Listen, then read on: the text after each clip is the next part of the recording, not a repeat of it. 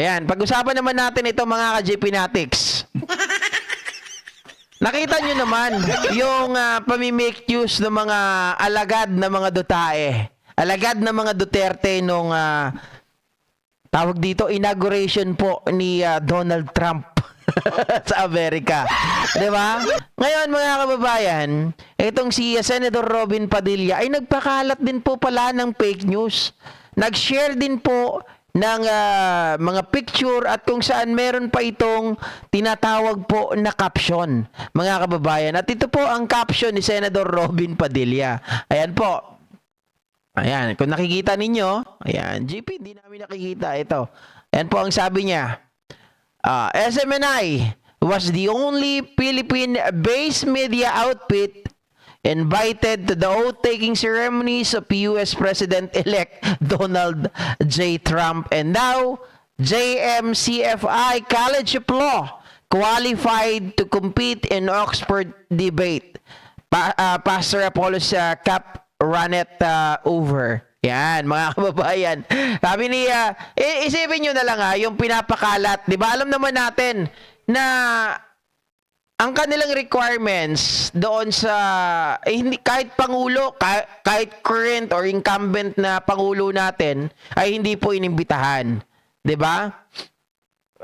Nakalimutan ko yung specific na inimbitahan nila pagdating sa mga tao. Now, ang pinapakalat ngayon ng mga nila Robin Padilla ay inimbitahan daw po yung media outfit nitong si Kibuloy.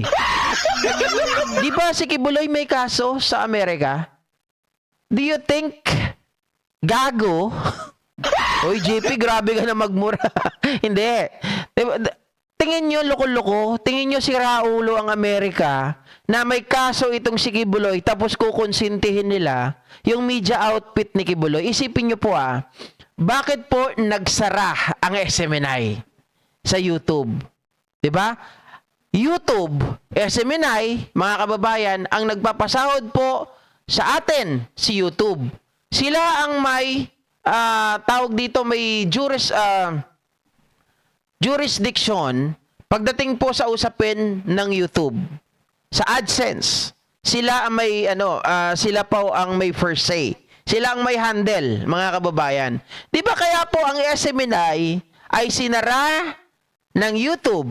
'Di ba? I-take down yung million na followers or subscriber ng SMNI. Wala na 'yan 'di ba? Iba na. Maraming mga sub pangalan na lang ng SMNI pero yung SMNI mismo wala na.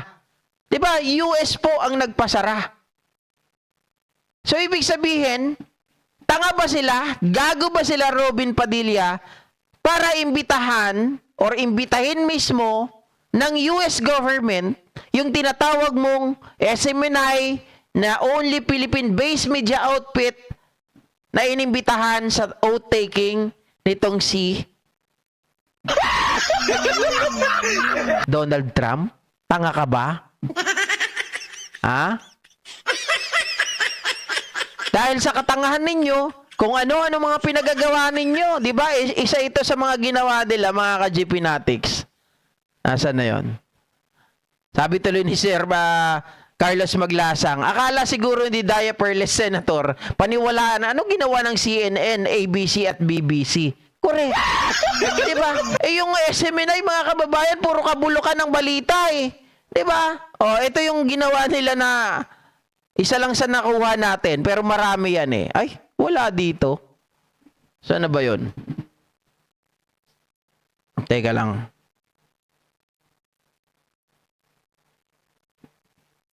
Yan. Yung isa sa mga pinakalat na mga damuho, sorry kunin ko lang.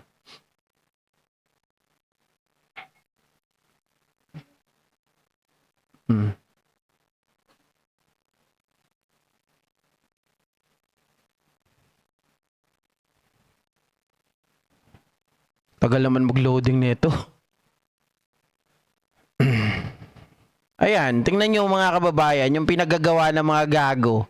Dito pa lang sa... dito pa lang Sorry naman, nagmumura ako ngayon. Expression lang. Tingnan nyo naman yung ginawa nila. But poor editing, di ba? para lang maisama nila si Digong, mga kababayan, inilagay talaga nila dito sa ano na to, sa picture na to. Oy, GP, di namin makita. Hindi nyo ba makita? Ayan. Di ba nakalagay si Digong, mga kababayan? O, sinama nila. Tapos ngayon, etong si Kibuloy, the only Philippine media outfit daw na nakadalo sa inauguration ni Donald Trump. Naku nang tinapa. Ginawa mong walang silbi ang BBC, ANC, at kung ano-ano pa. Diba? Anong masasabi niyo yan? Magaling ba sa English ang mga angkor ng SMNI? SMNI, nandun yung mga mga kababayan, yung si Banat Bay, si Oli, si Jay Guevara, yun.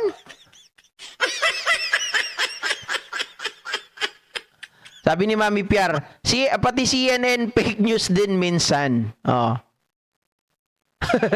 Sabi ni Raymark Manuel, sa kanila na ang China. Pero alam nyo ba, mga kababayan, sobrang ibinash po si Senador Robin Padilla dito. Bakit mo naman sinabi na binash si Robin Padilla dito, GP? Pagmasdan nyo po, mga ka-GP Natics, yung rito. Teka lang Eto ata yan. Yan. Sobrang binash po si Robin Padilla. Ayan Kung babasahin nyo po rito ang mga nakasulat, sabi dito sa Gayap TV, wala na, finish na talaga. Walang kwenta si Robin Padilla. Nananaginip ng gising. Nag-iilusyon. Sabi dito, lakas tama din ditong si Idol Robin Heltang may sayad din. Fuck you po, fact check pala, Senador. Sabi pa dito, pang barangay lang talaga ang utak ni Binoy. Kamote talaga si Robin. Wala ata akong nakita dito na positive kay Robin kahit barangay di na dapat iboto yan. Hoy Robin, tigil-tigilan mo na ang pagsisip-sip mo kay Kibuloy. Tapos na siya, siguradong kulong na ang abuti ng amo mo. The evidence clear that he committed sexual abuse and child trafficking ng mga minors. Dami dito. Nako Robin, barangay tanad ka na lang. Nakakulong na, fake news pa rin. Proud na proud sa poon niyang rapist. Magandang isama na si Kibuloy para mahuli. Di ba, mga kababayan? Puntahan niyo po yung post niyan ni Robin Padilla. Ang dami. Talagang binabash po siya ng todo dahil nga isinare niya itong itong post na ito na only sabi dito, ako patuloy nalilito the only outlet media in the Philippines, mga kababayan, na inimbita daw during the inauguration of US President Donald Trump. Kahit sino hindi maniniwala dyan Sabi ko nga, kung ang YouTube pinatanggal ang SMNI, tingin mo si Digong papupuntahin pa nila sa US? Isipin mo rin si Digong, si Kibuloy. Lalo na po, mga kababayan, kapag ang tao po ay may kinalaman po sa human trafficking, hindi po nila yan basta-basta pagbibigyan. Diba? Hindi po nila yan patatawarin. Hindi po yan makakalapag, mga kababayan, dyan po sa US. Kaya sinong tinatarantado netong si Senador Robin Padilla na sinasabi niya, the only outlet, diba? The only Philippine-based media outfit invited to the oath-taking ceremonies of US President Trump. Sabi ni Buboy Perez, kailan naging media ang SMNI? Sa kanilang isipan, 'di ba? Alam naman natin ang SMNI, mga kababayan, wala rin silang sariling hindi sila member ng KBP. Paano sila magiging media? 'Di ba, Ma'am Connie Raleg? Over talaga sa kabubuan nitong si Boy Bungot Robin. SMNI is not media news. Sabi ni Patrick Lopez, sila nga lang po ang nakakaalam. Huwag kayong maingay. Jan Camero, bigote lang meron kay Robin, utak hito o kaya palaka. Sabi ni Ever Hernandez, agnat si Robin Padilla, tanga daw. Mona Nases, palamuti lang yan sa Senate at tagabutas ng upuan, papunta lang yan para kumain. Tama ba yun? Lang yan sa magsuklay ng magbigote sa Senate means kahit sa Senado, di niya ginagalang means binabastos lang niya ang Senate. Correct. Kaya dapat wag natin iboto si Robin Padilla sa 2028. Alam nyo, sabi ko nga bakit ganito? Lumalala ng lumalala ang mga Duterte supporters. Lumalala lang lumalala, lalong-lalo na itong mga senador natin.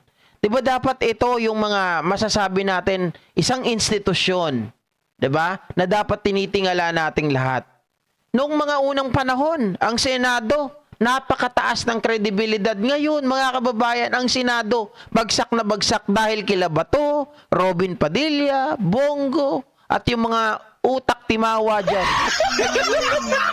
Oh. Yes, Madera, shoutout po. Manny Boy, loko-loko. Sabi ni Edna Santander, umiral na naman ang kabubuan niyang si Robin Padilla. Baka nga, huliin si Pacquiao doon at patagal ng wanted sa US. Correct. Mga kababayan, kung wanted po si Kibuloy, they are not going to allow. Kung tinatawag niyong media outfit, sige, tawagin na nating media outfit ang SMNI. Kung ito nga, YouTube, related kay Kibuloy, yung SMNI, pinatanggal. Ito pa kaya, mga kababayan? Papadaluhin yung kanyang media outfit sa oath-taking ceremony ni President US Trump? Parang tanga naman sila. Nabuking itong si Mr. Robin Padilla, mga kababayan. Pahiya. Nabash. Edi ngayon nanahimik. Sabi ni Raul Mahinay, pepektado na ang utak ni Robin Padilla kasi sabog yan ang shabu noon. Adik yan, hindi si BBM. Correct. Diba? Adik naman talaga sa MJ yan noon Gina Orpilla, Sir GP, lumalapit ng hustisya sa mga Duterte. Sana nauna. Magantay lang po tayo, mga ka-GP Natics. May awa po ang Panginoong Diyos. Ang lahat po ng hinihingi natin, pinapanawagan natin, lahat po yan ibibigay sa atin. Sabi ni Manny Boy 16, loko yung boboto kay Robin Hood, 'di ba? Mga vlogger ng mga piatos ay bobob, sabi naman ni Ma'am Leticia Fernando. Actually, kahit naman si Senador Robin Padilla, kung may mga bagay, pwede naman siyang kasuhan Pwede siyang kasuhan kasi wala naman siyang immunity. Ang may immunity lang sa atin, mga kababayan, ay ang presidente natin.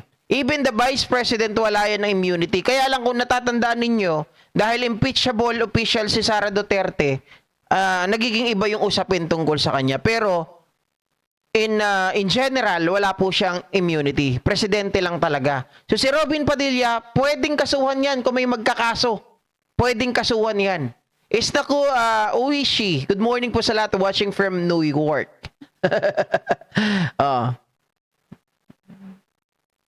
Sabi ni Charmaine, wag mo nang pakialaman. Nag-hallucinate lang siya.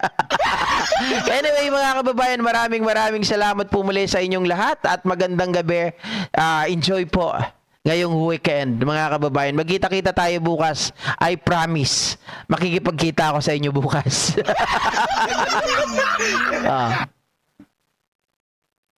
Sabi ni Tess Madera, correction, naging presidente si Digong. Sinabi ko naman po, naging presidente. Ano pong mali doon, Ma'am Tess Madera? Kayo talaga, Good evening po sa lahat,